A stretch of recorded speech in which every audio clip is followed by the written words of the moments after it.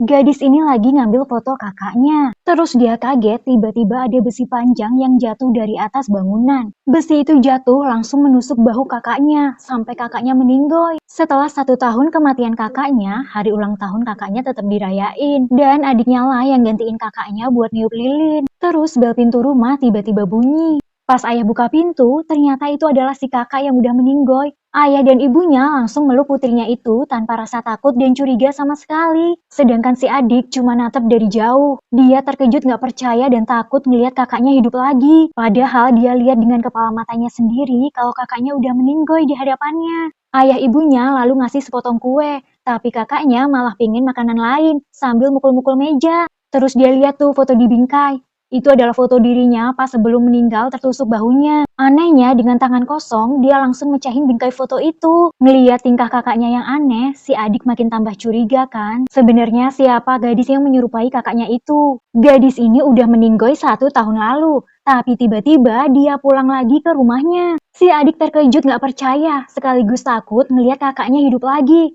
Padahal dia ngeliat dengan mata kepalanya sendiri, kakaknya mati di hadapannya. Buat mastiin kalau itu benar-benar kakaknya, si adik pun ngintip si kakak yang lagi mandi. Dia mau lihat bekas luka di bahu kakaknya saat meninggal dulu. Tapi ternyata bekas luka itu nggak ada guys. Besoknya pas si kakak lagi sarapan, adiknya ngeliat tingkah ayahnya aneh banget. Masa ayahnya jilatin rambut kakaknya? Tapi ayahnya bilang itu adalah cara mengungkapkan kerinduannya pada putrinya yang udah lama nggak ketemu. Sedangkan di luar, si ibu lagi bakarin foto-foto keluarga mereka atas perintah si kakak. Terus adik kakak ini rebutan satu foto yang tersisa. Sampai-sampai si kakak terdorong menghantam pagar. Si ayah yang dengar langsung keluar dan langsung nampar si adik. Terus si kakak malah nyuruh ayahnya buat ngasih hukuman yang lebih kasar buat si adik. Iblis apa ya guys yang ngerasukin kakaknya ini? Di bekas luka gadis ini tiba-tiba ada lidah menjulur keluar.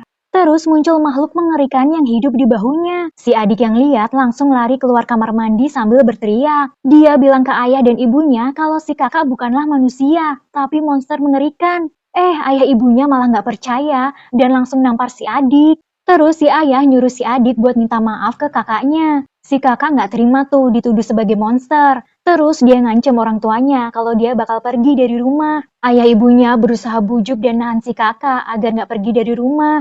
Si ayah malah janji dia bakal nyiksa adiknya asalkan si kakak nggak pergi dari rumah.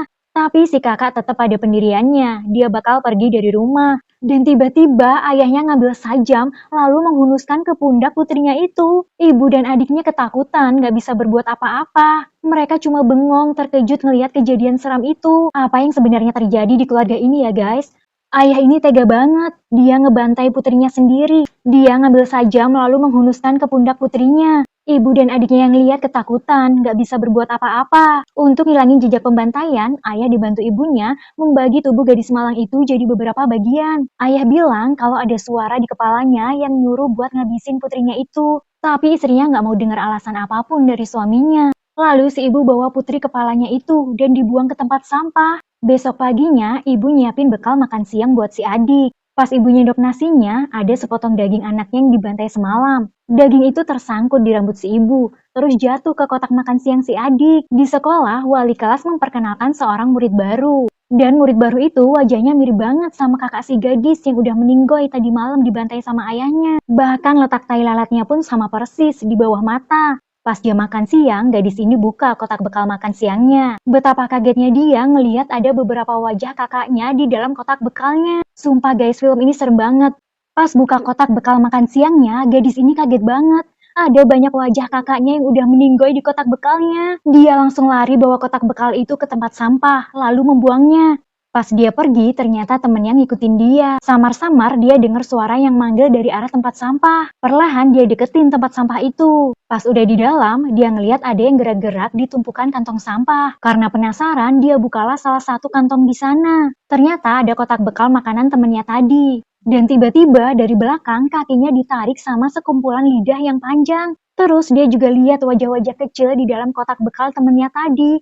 Serem banget guys. Terus sekumpulan lidah menjulur masuk ke dalam mulut gadis ini. Di dalam kelas temennya heran dan khawatir kenapa temennya belum kembali ke tempat duduknya. Dia lihat pandangan murid baru itu menatap ke arahnya dengan senyuman mengerikan. Ayah ini lagi duduk santai di kursinya. Tiba-tiba dia lihat kepala putrinya yang udah meninggoy muncul dari tempat sampah. Ayah pikir mungkin itu cuma halusinasinya aja. Terus kepala tanpa tubuh itu ngomong sesuatu ke ayah, yang buat si ayah langsung terhipnotis. Dengan raut wajah mengerikan, ayah ngintip ibu dari celah jendela sambil megang pisau. Terus lebih seremnya lagi, ayah nyuapin makanan ke kepala putrinya itu. Tapi si anak pengen makanan lain, biar tubuhnya bisa tumbuh lagi. Dan dia pengen makan daging ibunya sendiri, guys. Dengan terpaksa, si ayah malah ngabulin permintaan putrinya itu. Gak nunggu lama, si ayah langsung mengeksekusi si ibu. Si anak ini yang lihat malah ketawa bahagia. Jangan ditiru ya, guys. Siapa di sini yang sayang orang tua? Komen aku sayang orang tua ya. Makhluk aneh berlidah dan mengerikan ini nempel di bahu seorang siswa. Serem banget, guys. Awalnya, gadis ini kaget sama kedatangan temennya yang udah hilang selama 2 hari.